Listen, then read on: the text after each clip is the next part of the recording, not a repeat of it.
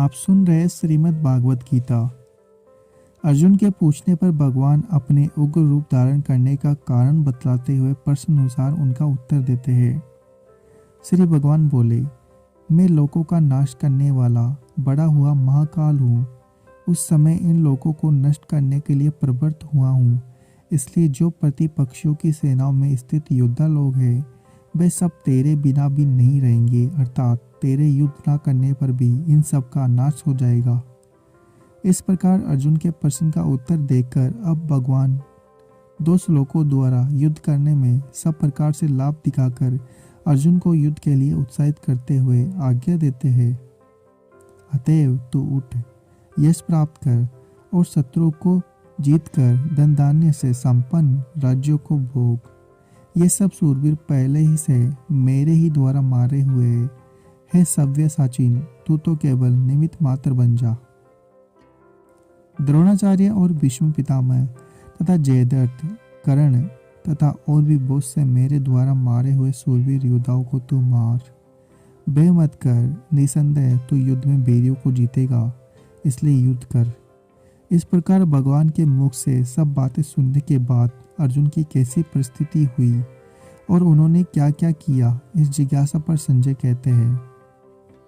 संजय बोले, केशव भगवान के द्वारा इस वचन को सुनकर मुकुटधारी अर्जुन हाथ जोड़कर कांपता हुआ नमस्कार करके फिर भी अत्यंत व्यथित होकर प्रणाम करके भगवान श्री कृष्ण के प्रति गदगद वाणी से बोला, हे अंतर्यामी,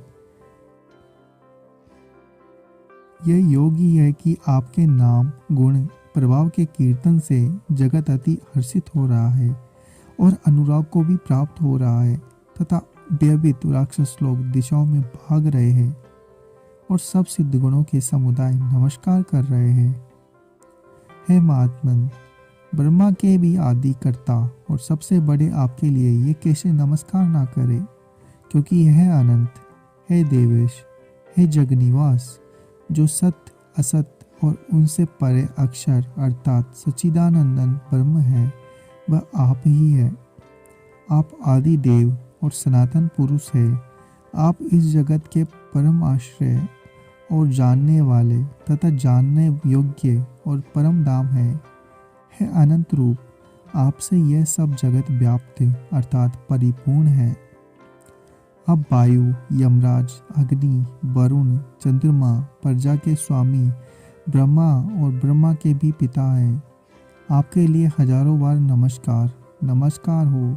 आपके लिए फिर भी बार बार नमस्कार नमस्कार। हे अनंत सामर्थ्य वाले, आपके लिए आगे से और पीछे से भी नमस्कार।